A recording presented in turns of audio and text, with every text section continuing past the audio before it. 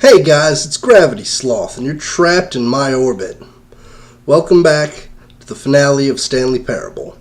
We've got two endings left, and we're gonna do them now. That was uncharacteristically straightforward.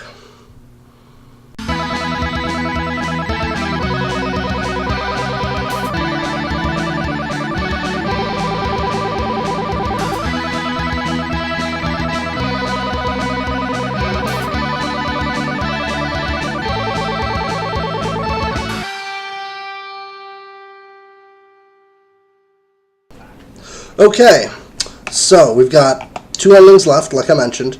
You'll remember we jumped off onto the catwalk and we jumped to our deaths, but we never just went straight across on the lift.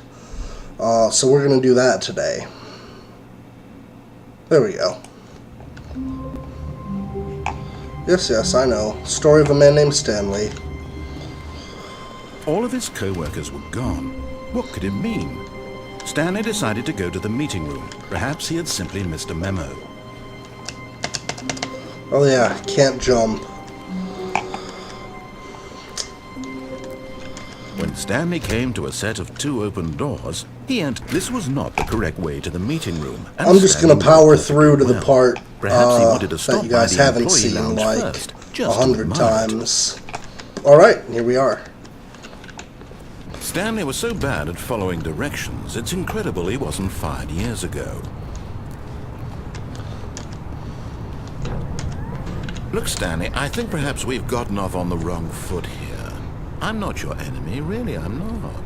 I realize that investing your trust in someone else can be difficult, but the fact is that the story has been about nothing but you all this time. There's someone you've been neglecting, Stanley. Someone you've forgotten about. Please, stop trying to make every decision by yourself. Now, I'm not asking for me, I'm asking for her. Her? Ooh, mysterious. This is it, Stanley. Your chance to redeem yourself. To put your work aside. To let her back into your life. She's been waiting. Okay. You know, one thing that I've noticed is that a lot of this game, like while it is super meta and everything, really a lot of it is a commentary on... Because, okay, any other piece of art, you know, like a song or a painting, things like that, they're not interactive. There's no element of choice in them.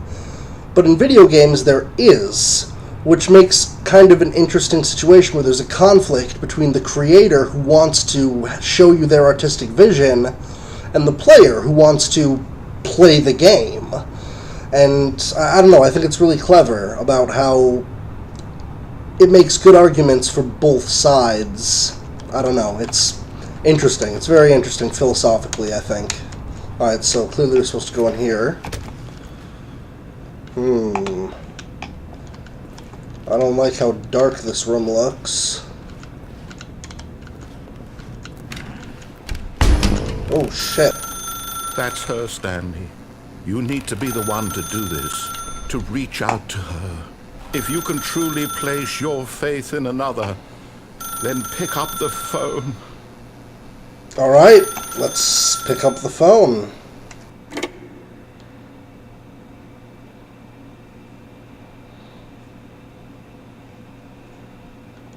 "427. Oh, Stanley, is that you? Hold on, sweetie. Sorry to keep you waiting. I'm just pulling the bread out of the oven. All right. Okay, there we go. All right, now, I want you to come in and tell me all about your day. Gotcha! Oh, come on. Did you actually think you had a loving wife who'd want to commit their life to you? I'm trying to make a point here, Stanley. I'm trying to get you to see something. Come inside. Let me show you what's really going on here. Can I just leave? Sorry, but you're in my story now. I've never tried that before, actually. That was kind of startling. But yeah, that "sorry, you're in my story now," that really underscores what I was just saying about the philosophy of it. This is a very sad story about the death of a man named Stanley. Press Y on your keyboard. What if I don't? Fuck it. Stanley is quite a boring fellow. He has a job that demands nothing of him, and every button that he pushes is a reminder of the inconsequential nature of his existence. What if I press a different button? Nothing happens. Okay. Look at him there, Whoa. pushing buttons, doing exactly what he's told to do. Now he's pushing a button. Now he's eating lunch. Now he's going home. Now he's coming back to work. One might even feel sorry for him, except that he's chosen this life. But in his mind, in his mind he can go on fantastic adventures. From behind his desk, Stanley dreamed of wild expeditions into the unknown, fantastic discoveries of new lands. It was wonderful, and each day that he returned to work was a reminder that none of it would ever happen to him. And so he began to fantasize about his own job. First, he imagined that one day while at work, he stepped up from his desk to realize that all of his co-workers, his boss, everyone in the building had suddenly vanished off the face of the earth. The thought excited him terribly. Okay. So he went further. He imagined that he came to two open doors and that he could go through either. At last, choice. It barely even mattered what lay behind each door. The mere thought that his decisions would mean something was almost too wonderful to behold. As he wandered through this fantasy world, he began to fill it with many possible paths and destinations. Down one path lay an enormous round room with monitors and mind controls. And down another was a yellow line that weaved in many directions. And down another was a game with a baby. And he called it the Stanley Parable. Hang on. I just remembered there's one other ending that we have to do. So there's 3 endings we're going to do today. Tell your kids a story? Okay, where are my kids? It was such a wonderful fantasy, and so in his head he relived it again, and then again, and again, over and over, wishing beyond hope that it would never end, that he might always feel this free. Surely there's an answer down some new path, mustn't there be? Perhaps if he played just one more time. But there is no answer. How could there possibly be? In reality, all he's doing is pushing the same buttons he always has. Nothing has changed. The longer he spends here, the more invested he gets, the more he forgets which life is the real one. And I'm trying to tell him this, that in this world he can never be anything but an observer, that as long as he remains here, he's slowly killing himself. But he won't listen to me. He won't stop. Here, watch this. Stanley, the next time the screen asks you to push a button, do not do it.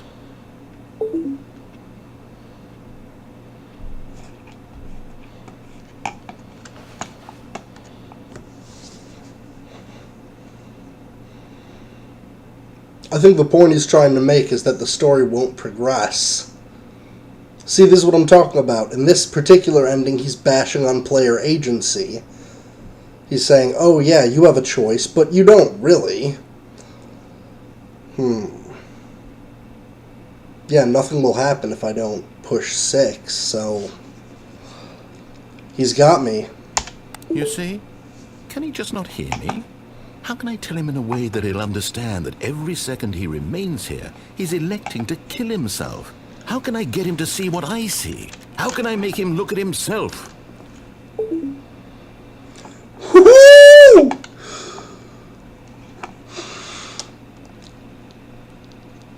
I suppose I can't, not in the way I want him to. But I don't make the rules. I simply play to my intended purpose, the same as Stanley. We're not so different, I suppose.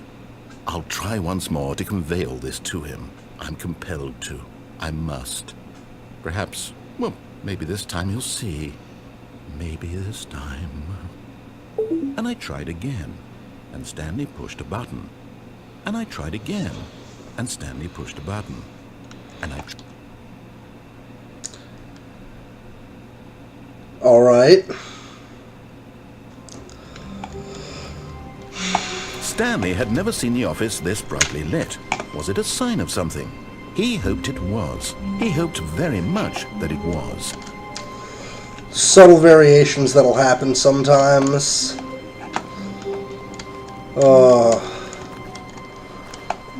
They don't mean anything.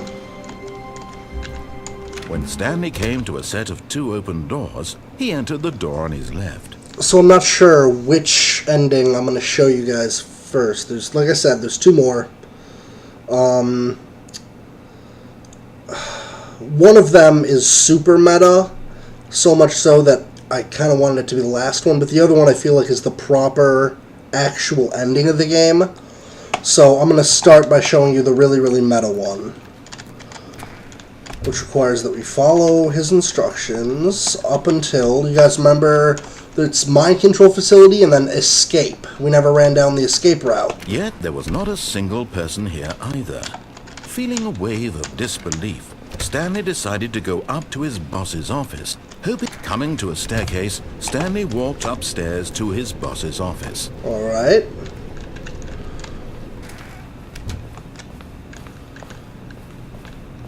Stepping into his manager's office, Stanley was once again stunned to discover not an indication of any human life.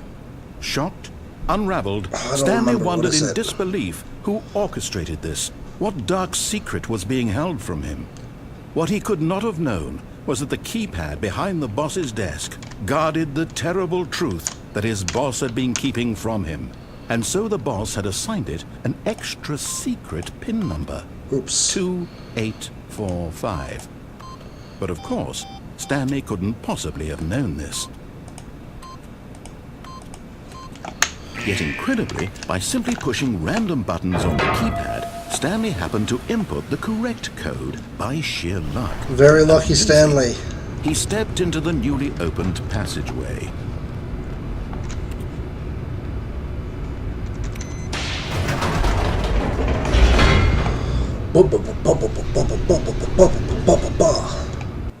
Yeah, time to escape. Escape the game. And then we will do the final ending. Descending deeper into the building, Stanley realized he felt a bit peculiar. It was a stirring of emotion in his chest, as though he felt more free to think for himself, to question the nature of his job. Why did he feel this now, when for years it had never occurred to him?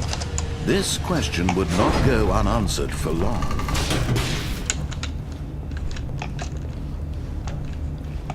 Stanley walked straight ahead through the large door that read Mind Control Facility. Oh no, he did not. Although this passageway had the word Escape written on it, the truth was that at the end of this hall, Stanley would meet his violent death. Bring it!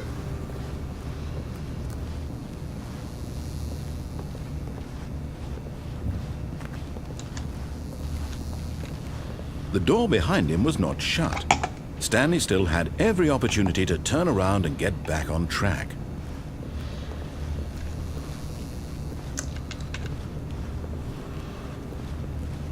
At this point, Stanley was making a conscious, concerted effort to walk forward and willingly confront his death.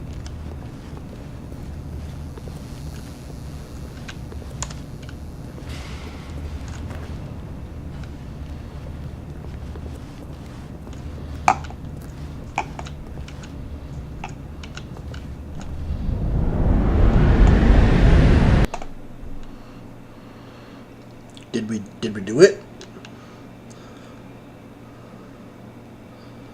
Are we be win? Are we be winning? Okay.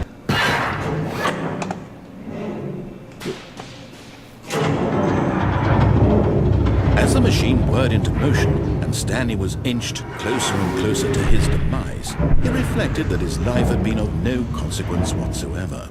Stanley can't see the bigger picture. He doesn't know the real story, trapped forever in his narrow vision of what this world is.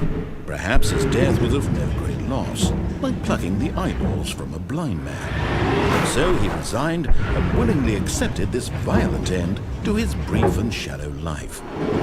Farewell, Stanley.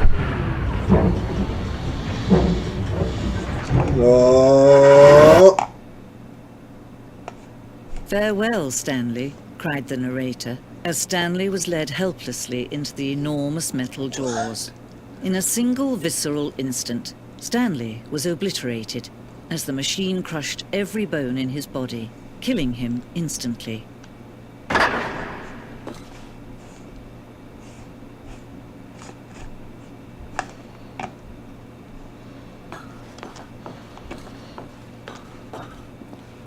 And yet it would be just a few minutes before Stanley would restart the game, back in his office, as alive as ever.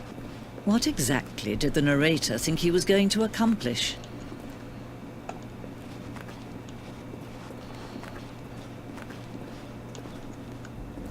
When every path you can walk has been created for you long in advance, death becomes meaningless, making life the same.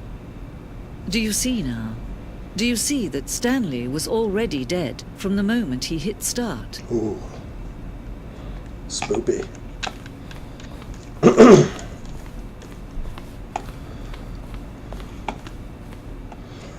The office. Alright. Button sounds. A selection of the sounds used throughout the game when buttons are pressed. Each sound is a mix of a keyboard stroke and a synthesized tone.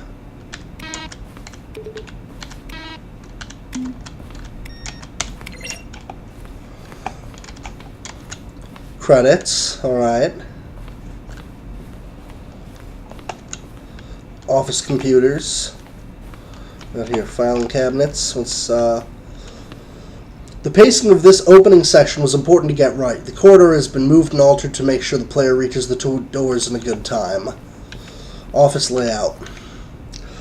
Blueprint shows the office layout from the beginning of the game. Path to Stanley's office, the two doors, is the first part that was built, and sections have been added to the core. Remains almost identical to the first iteration. Office paintings, yeah. This is just like a museum about the Stanley Parable, so you can see why I wanted to make sure that we got through every ending except the one, because there's going to be spoilers in here. Maintenance room. An early version, okay. Just like some assets and stuff on display.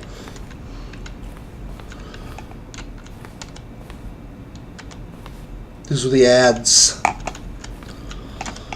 for their green light.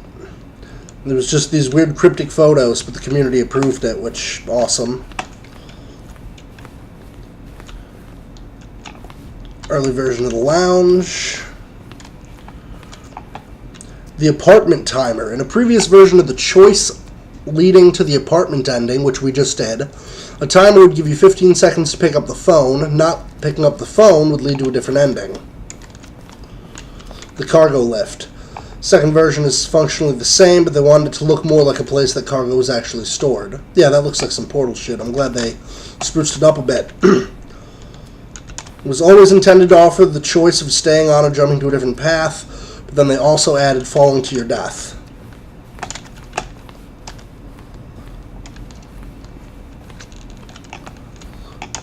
Zending model. The Zending went through many iterations. This represents the fourth version.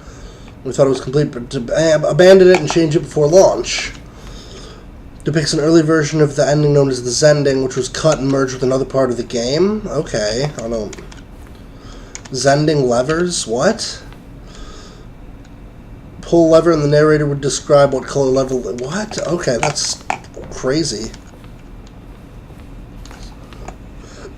Trailers, you can watch them, or one of them anyway.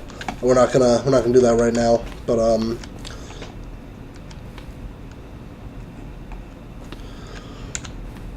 for a long time we had an ending that only ended when the players restarted from the escape menu, but very players realized this is what they were supposed to do, which was frustrating for everyone. Fair.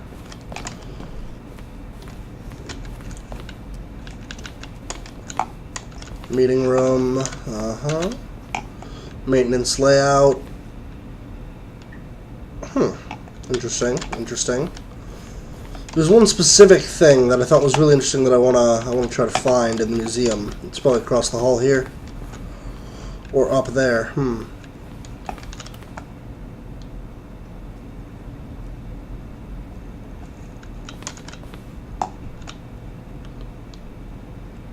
Huh.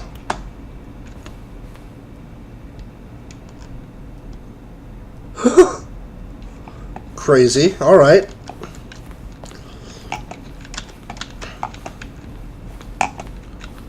Stanley's office went through a few iterations. Game design mock-up. Alright. Cool.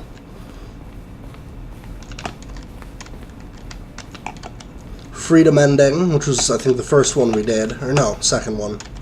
Whoa. Countdown desk. One of the desks. Oh, from the countdown ending. Alright, for sure. Monitor room elevator. Alright. Countdown room. But where is... There was something about they were going to have, like, a war ending, but then they decided not to because it was a bad idea. What the heck was that? Okay, hang on. Boss's office, different versions, alright.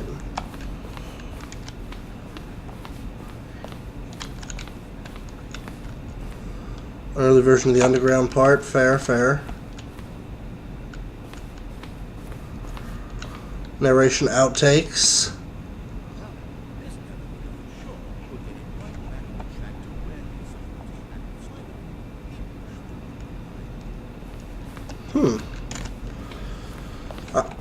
I never got to this part of this museum, which is really weird.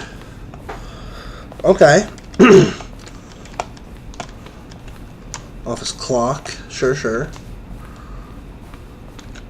Freedom ending. Very first incarnation in the alpha. Alright.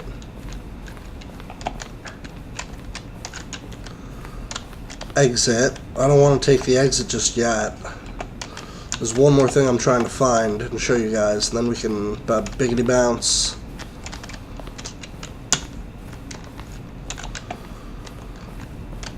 There's something in here, and it's like, yeah, there was originally going to be a war in Aliens, but we felt like it was a bad fit, so here it is!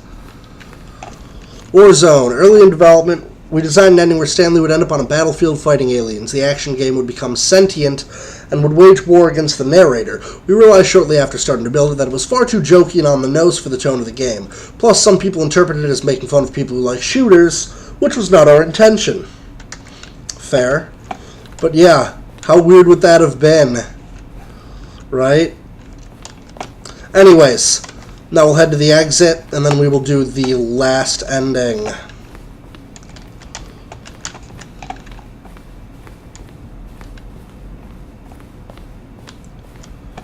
I hope you guys enjoyed that little jaunt through the museum.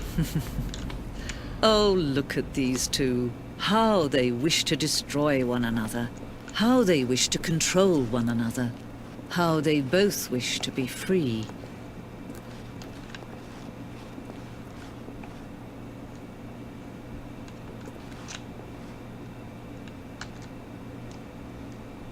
Can you see? Can you see how much they need one another? No, perhaps not. Sometimes these things cannot be seen. But listen to me. You can still save these two. You can stop the program before they both fail. Push escape and press quit. There's no other way to beat this game. As long as you move forward, you'll be walking someone else's path. Stop now and it'll be your only true choice. Whatever you do, choose it. Don't let time choose for you. Don't let time... I let time choose. But yeah, how they need one another, the player and the narrator, which represents the creators of the game. Yeah. Oh wow, there really is no way other than to begin the game again. Alright, time for the final ending, the one that I feel canonically is the last ending. Let me just double check that I'm still recording, because... Okay, good, I am. I was going to say, if I'm not, I'm going to be very upset. Alright, I'm going to cut to the cargo lift. Stanley was alone. Finally. This is great, he thought to himself. This is what I've wanted all along. I got what I wanted. I love the alternate narration. Oh, man. Whoop, whoop, whoop, whoop, whoop. I'm not your enemy, really, I'm not. I realize that investing your trust in someone else can be difficult, but the fact is that the story has been about nothing but you all this time.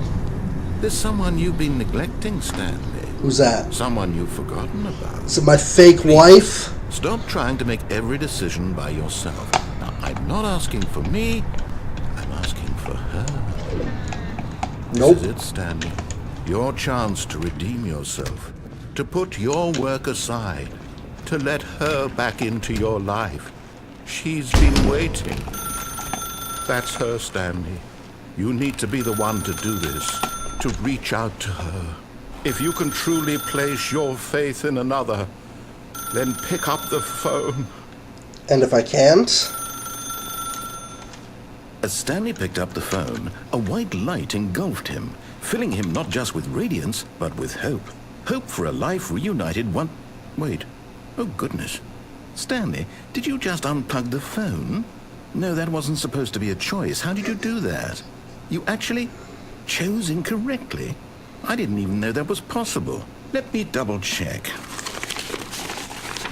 No, it's definitely here, clear as day. Stanley picks up the phone. He's taken to his apartment where he finds his wife, and the two pledge themselves to one another. Music comes in, fade to white, roll credits. Bullshit. Not picking up the phone is actually somehow an incorrect course of action.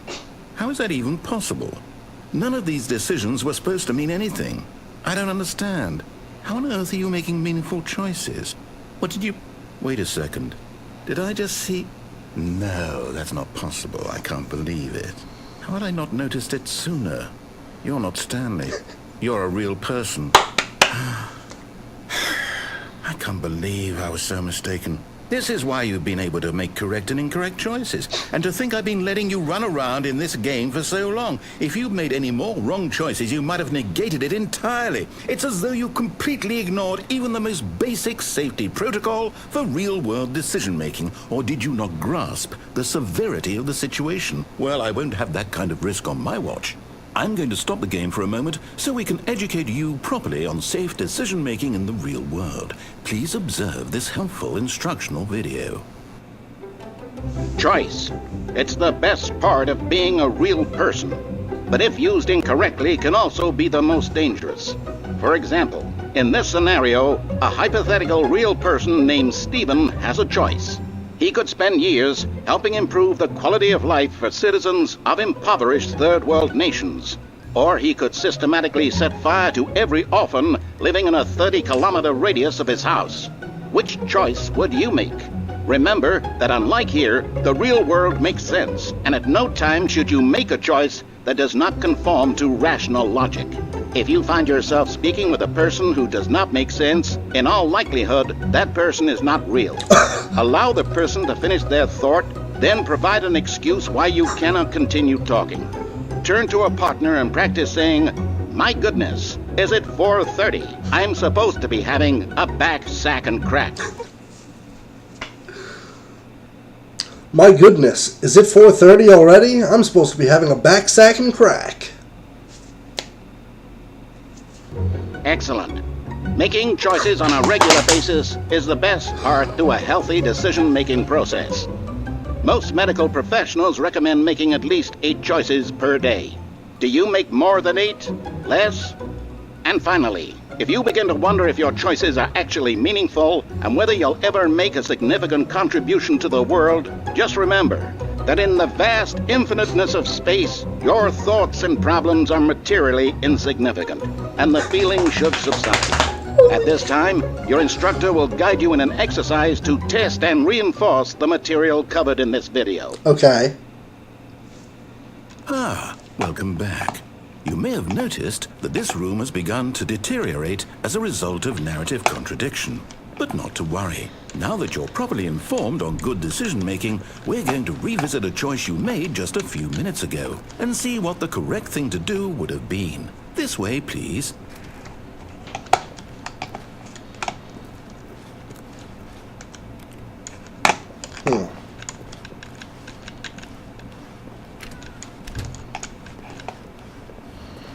Okay. There's a guardrail so I can't jump off.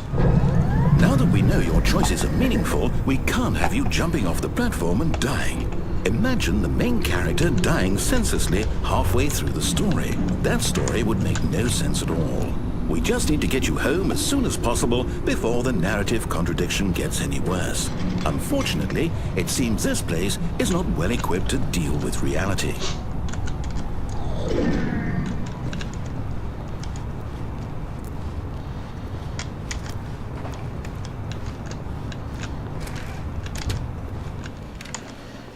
I'm gonna have to go back to the 2 doors, aren't I? Where it all began. Oh boy. Almost there. You'll take the door on the left, back to the correct ending, the story will have resolution once again, and you'll be home free in the real world. Now remember, all you need to do is behave exactly as Stanley would. That means choosing responsibly and always putting the story first. I'm quite sure you'll be up to the task. Just follow my lead and you'll be fine. All right. When Stanley came to a set of 2 open doors, he entered the door on his left.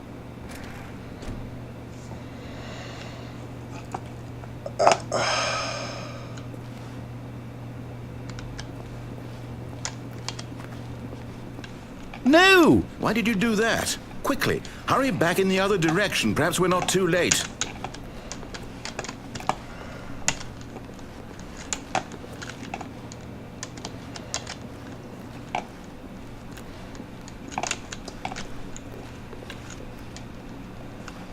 Okay, I guess that's just not an option.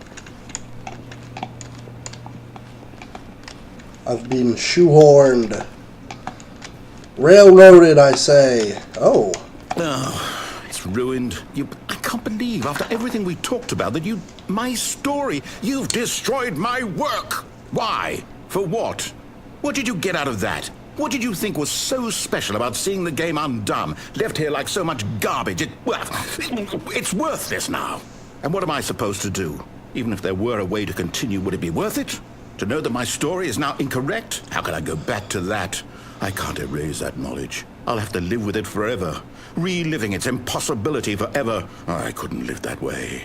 Is it better to shut the game down entirely? To willingly destroy all of my work? I don't know. What's the answer? What do I do? What do I do? What do I... No, I have to. All I right. have to shut the game down. I have to. Do it. I have to. Oh.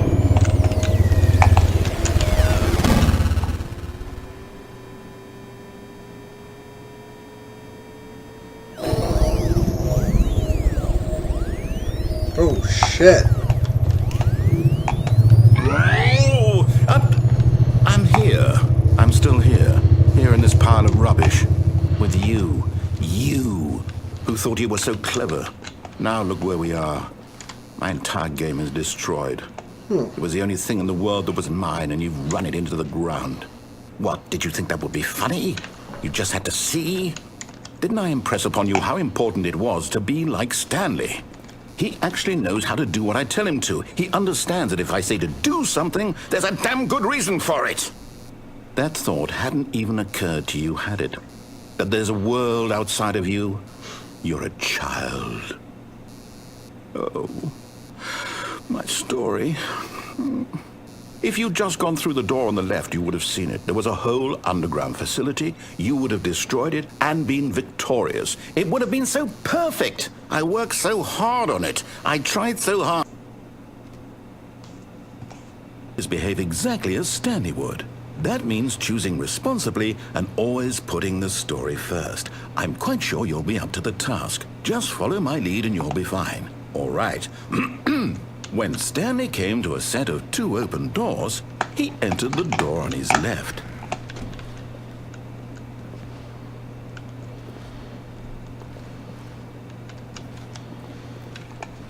No! Why did you do that? Quickly, hurry. Behave exactly as Stanley would. That means choosing responsibly and always putting the story first. I'm quite sure you'll be up to the task. Just follow my lead and you'll be fine. All right. When Stanley came to a set of 2 open doors, he entered the door on his left. Fine.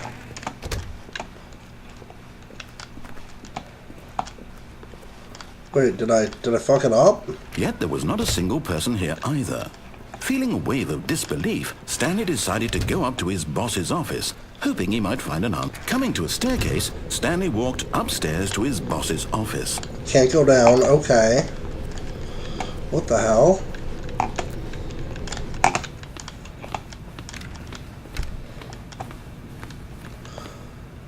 This is... Stepping inside his manager's office, Stanley was once again stunned to discover not an indication of any human life. Shocked, unraveled, Stanley wondered in disbelief who orchestrated this, until he saw the door with a voice receiver next to it. Surely behind this door lay all the answers to his questions. And beyond all probability, he knew the passcode. He had seen it on his boss's computer just last week. Nightshark 115. Was this the code to open the door? Would it still work? There was only one way to find out. Stanley had been trained never to speak up, but now he would draw from within himself the courage to face the unknown. He drew a sharp breath and then spoke the code. Okay, well, I can't. Stanley spoke the code. Nightshark 115. He spoke it into the receiver, right there on the wall. Okay, Nightshark 115. I'm sorry, is there a problem? You didn't mishear me, did you? Please speak the code into the receiver. Otherwise we can't get on with the story. This is a crucial step. Well, I can't, dude. I don't know what to tell you. Okay, fine. You're not going to do it. But you know what? It's pretty humiliating to bring you this far, only for you to suddenly decide you have better things to do. I asked you for this one single thing, for your respect. The kind of respect Stanley shows for his choices. He knows what it means to take a story seriously. Okay. If you didn't want to see what I had to show you, then why did you come here? You had a choice, you know. You could have gone through the door on the right. You could have done whatever the hell you wanted over there. Why did you come this way? Speak. Say something to me. Explain yourself, you coward. When Stanley came to a set of 2 open doors, he entered the door on his left. Stanley? Hello? Are you... Is everything okay? Stanley, please. I need you to make a choice. I need you to walk through the door. Are you listening to me? Can you hear me? Is everything all right? Stanley, this is important. The story needs you. It needs you to make a decision. It cannot exist without you. Do you understand me? Whatever choice you make is just fine. They're both correct. You cannot be wrong here. We can work together. I'll accept whatever you do. I simply need you to take that step forward, please. Choose. Do something. Anything. This is more important than you can ever know. I need this. The story needs it. So, you hear me? Are you there? Are you listening to this? Stanley, are you there? Okay. It's okay, I can wait. You need time to decide. Time to make sure your choice is correct. That is the best choice. That's all right. I'll wait for you to decide what's the right thing to do. Take as much time as you need.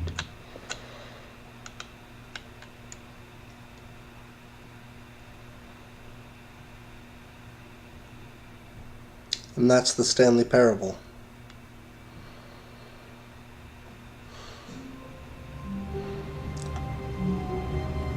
So obviously, there's a lot that can be said about the dichotomy of having an open world game and a railroad story.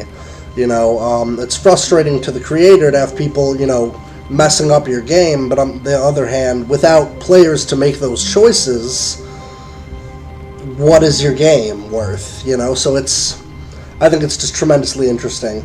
This has been the Stanley Parable. I hope you liked it.